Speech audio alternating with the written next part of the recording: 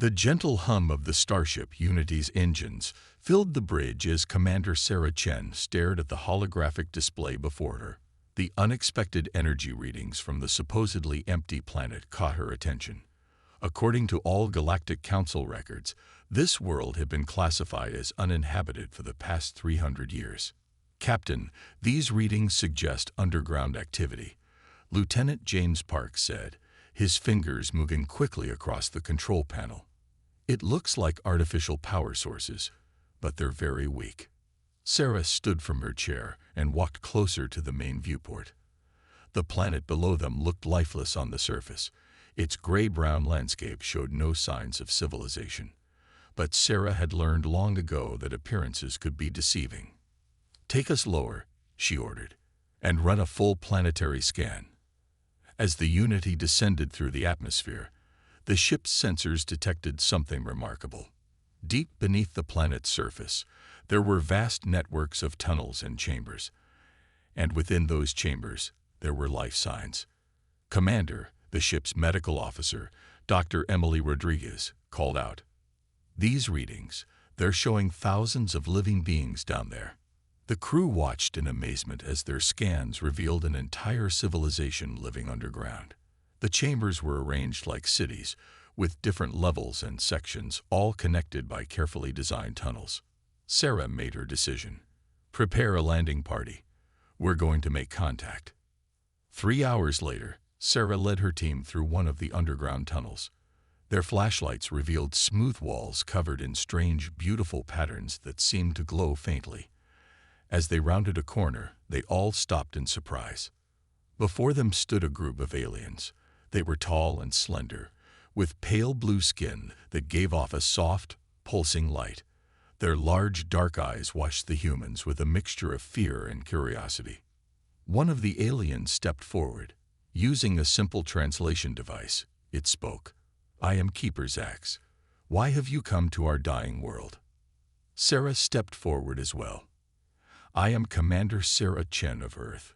We detected your energy signatures and came to investigate. We didn't know anyone lived here." "Ah." Keeper Zax's light dimmed slightly. "Like the others who passed by, you believed our world to be empty." The alien leader then told them their story.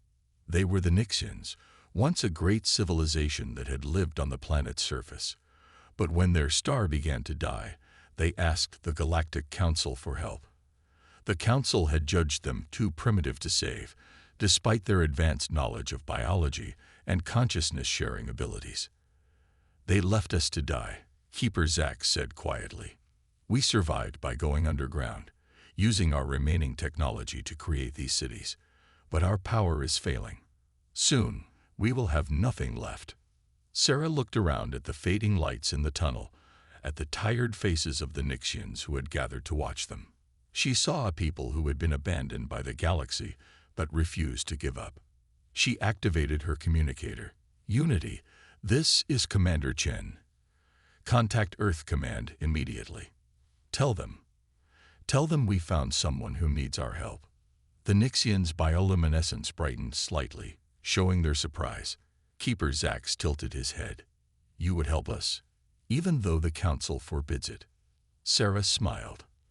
"On Earth, we have a saying, the right thing to do, and the easy thing to do are rarely the same. We're not going to abandon you like the others did." For the first time in centuries, hope began to spread through the underground cities of the Nixans. Perhaps these humans, these newcomers to the galaxy, would prove different from all those who had turned away before. The news of the Nixans spread quickly across Earth. In the United Nations Space Council chamber, Commander Sarah Chen stood before representatives from every nation, telling them about the abandoned alien race and their desperate situation. "The Nixians have survived underground for 3 centuries, Sarah explained, showing holographic images of their cities. "They need our help, but helping them would go against Galactic Council rules." The chamber filled with whispers and discussions. Some representatives looked concerned, while others seemed moved by the Nixians' story. "If we help them," the Russian representative said, "we risk our trading agreements with other alien species. The Council might stop sharing technology with us. The Chinese representative nodded. But if we don't help, are we any better than those who abandoned them? While the debate continued on Earth, Sarah returned to the Nixian world with a small team of scientists and engineers. Dr. Rodriguez worked closely with the Nixians, learning about their unique abilities. "It's amazing," Emily told Sarah one evening as they walked through the glowing tunnels. "The Nixians can share their thoughts and memories through their bioluminescence. They've kept their entire history alive through shared dreams." Keeper Zax approached them, his light pulsing gently. "Would you like to see how we share memories?" he asked. Sarah and Emily nodded. Zax led them to a large circular chamber where dozens of Nixians sat in a circle. As they watched, the aliens began to glow brighter, their lights synchronizing until the whole room pulsed with the same gentle rhythm. Suddenly, images appeared in the air around them, not holograms, but something like shared thoughts made visible through the Nixians' light. Sarah and Emily saw the Nixians' world as it had been centuries ago, with beautiful cities on the surface, filled with art and music. The peaceful moment was interrupted by a strong tremor that shook the tunnels. Dust fell from the ceiling as the ground rumbled beneath them. "The earthquakes are getting worse," Zax said, his light dimming with worry. "Our old support systems are failing. Soon, these tunnels will collapse." Sarah immediately activated her communicator. "Unity, scan the entire tunnel network. We need to know how much time we have." The answer came back quickly. Without help, the underground cities would begin collapsing within weeks. They couldn't wait for Earth to finish debating. Sarah gathered her crew. "I know helping them might get us in trouble," she said, "but there are 30,000 Nixians down here. I'm not going to watch them die while politicians argue. Who's with me?" Every human in the room stepped forward. They would face the consequences together. Working day and night, the human crew used their ship's equipment to strengthen the failing tunnels. The Nixians helped too, using their shared consciousness to coordinate their efforts perfectly. Together, they managed to stabilize the most critical sections. But their actions didn't go unnoticed. A week later, a Galactic Council ship appeared in orbit. "Commander Chen," the Council representative's voice came through the communication system. "You are interfering with a classified abandoned species. This is strictly forbidden. Cease all assistance immediately, or face serious consequences." Sarah looked at her crew, then at the Nixians working beside them. She thought about the shared dreams she had seen, the history and knowledge that would be lost if these people died. She pressed the communication button. "I'm sorry, but we refuse to abandon them. You'll have to decide what matters more, your rules, or saving 30,000 lives." The response would change everything, not just for the Nixians, but for humanity's place in the galaxy. News of the Galactic Council's warning spread through the underground cities. The Nixians' lights dimmed with worry, but the human crew continued their work. Commander Sarah Chen refused to back down. Lieutenant Park discovered something interesting while reviewing the Nixians' old records. "Commander, look at this," he said, pointing to his tablet. Before their stars started dying, the Nixians had developed advanced ways to restore damaged environments. Their shared consciousness helped them understand exactly what their planet needed. Sarah's eyes widened. "You mean they might know how to save their own world?" "Not just their world," Keeper Zax said, approaching them. "Our ancestors knew how to heal many types of planets, but the Council said we were too primitive to have such knowledge. They wouldn't listen." Dr. Rodriguez joined them, excitement in her voice. "If we combine their knowledge with our technology, we might be able to help them rebuild on the surface." The team worked quickly to develop a plan. Human engineers worked side by side with Nixian scientists, combining Earth's terraforming equipment with the Nixians' deep understanding of planetary healing. The Nixians shared their memories of environmental restoration through their dream sharing, helping the humans understand techniques that had been lost for centuries. But their work was interrupted when 3 more Council ships arrived in orbit. "This is your final warning," the Council representative announced. "Leave immediately, or we will take action." Just then, Sarah received an urgent message from Unity's communication officer. "Commander, you need to see this. We're getting signals from other planets in nearby systems. They're coming from other abandoned species." The messages came from different worlds, each one telling a similar story. The Council had declared them too primitive and left them to struggle alone. Now, hearing about the humans helping the Nixans, they were reaching out in hope. The Council lied to everyone. Sarah realized they didn't abandon these species because they were primitive. They were afraid of them. Keeper Zax nodded, his light pulsing with strong emotion. "Our dream sharing could have connected all species in the galaxy. Perhaps they feared losing control of how different races communicate with each other." Sarah called an emergency meeting with her crew. "What we've discovered changes everything," she said. "The Council isn't protecting order. They're keeping power for themselves by abandoning anyone who might challenge them." The Council ships began moving closer to the planet. But suddenly, hundreds of new signals appeared on Unity's radar. Ships were coming out of faster-than-light travel all around them. "Commander," Lieutenant Park called out, "they're from Earth. Every nation has sent ships." The Earth ships took position around the planet, forming a protective barrier between the Council ships and the Nixians' world. Sarah received a message from Earth Command. "We've made our decision. Humanity stands with the Nixans." The Council representative's voice came through again, now sounding less confident. "This is not your concern. These species were abandoned according to Council law." Sarah sent a reply that would be remembered across the galaxy. "No one has the right to decide that any species is too primitive to save. We're not leaving, and we're going to help everyone else you abandoned too." In the tunnels below, the Nixians' lights glowed brighter than they had in centuries. For the first time, someone had stood up to the Council. For the first time, they weren't alone. The space around the Nixian planet became crowded as more ships arrived every hour. Earth's vessels held their protective position, while the Council fleet grew larger. Commander Sarah Chen knew they were reaching a breaking point. In the underground cities, Dr. Rodriguez made an amazing discovery while working with the Nixian scientists. "Commander, come quickly," she called through the communicator. "You need to see this."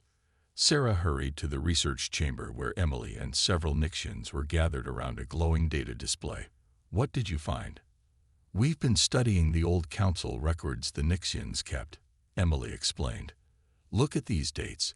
The Council didn't just abandon the Nixians. They damaged their star on purpose." Keeper Zax's light flickered with shock. "They what?" Emily pointed to the data. "These energy readings from your star 300 years ago. They're not natural. The Council used some kind of technology to make your star unstable. They did this to force you underground." The news spread quickly through the human fleet and across Earth. The Council had not only abandoned species, they had actively worked to suppress them. More evidence emerged as other abandoned races shared their stories. Everywhere, species with unique abilities had been pushed aside or forced into hiding. On the Unity's bridge, Sarah received an urgent message. "Commander, we're detecting energy buildup in the Council ships," Lieutenant Park reported. "They're powering up their weapons." The Council's message came through. "This is your last opportunity. Leave now, or we will remove you by force." But before anyone could respond, something unexpected happened. The Nixians in the cities below began to glow brighter than ever before.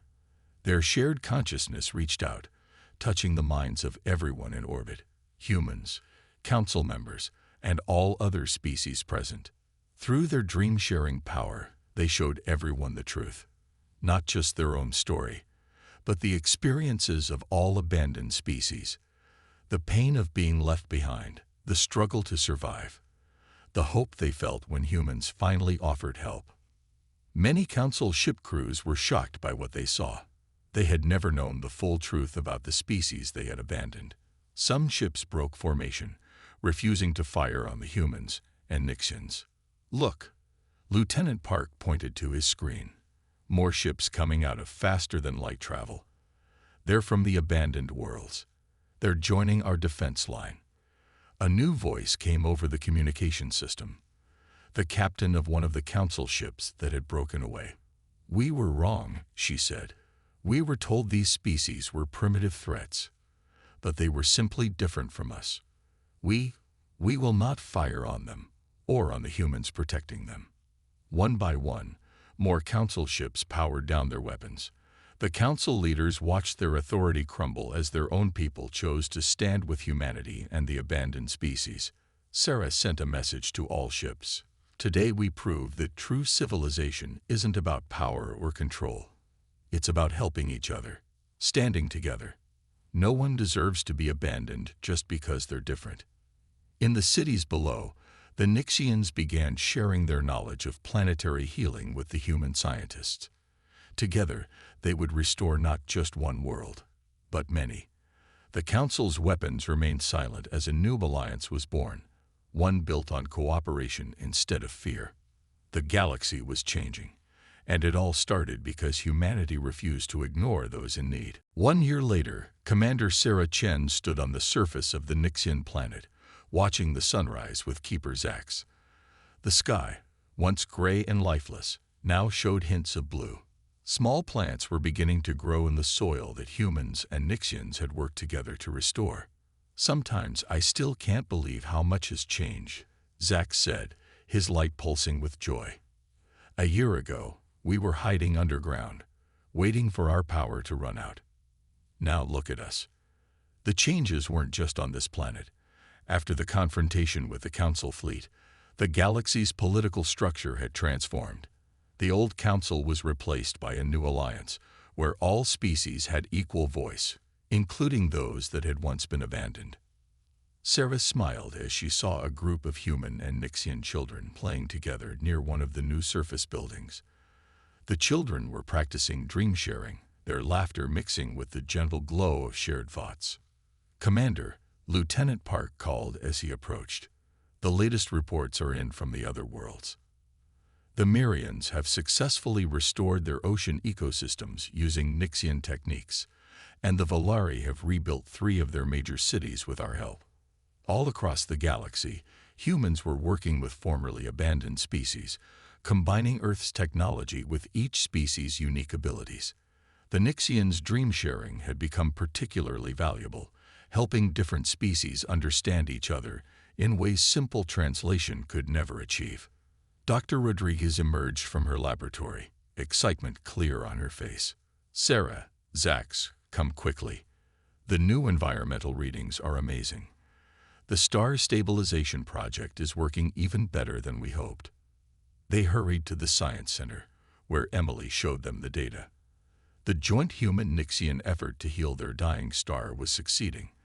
Within another year, the planet's surface would be fully habitable again. "We're receiving a transmission from the Alliance Council," one of the communication officers announced. "They want to speak with both of you."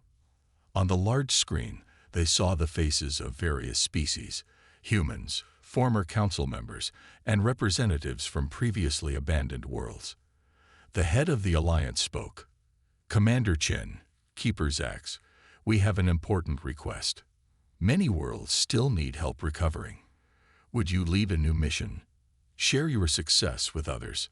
Sarah looked at Zax, who nodded, his light brightening. "We would be honored," she replied. "When do we start?" 1 month later, the Unity prepared to leave orbit, but it wasn't alone. A fleet of ships from Earth and various other worlds formed a joint expedition. Each ship carried teams of humans working alongside members of different species, all ready to help restore abandoned worlds. Before leaving, Sarah visited the new surface city one last time. Children from 6 different species played in the parks while their parents worked together in the science centers and construction projects. In the evening, everyone gathered for a special ceremony. As the sun set, the Nixians shared their dreams with all present, showing visions of more worlds restored, more species working together, more children growing up without fear or isolation. The future they saw was bright with hope and cooperation. "Ready to go make those dreams real?" Sarah asked Zax as they walked back to the ship. The Keeper's light pulsed warmly.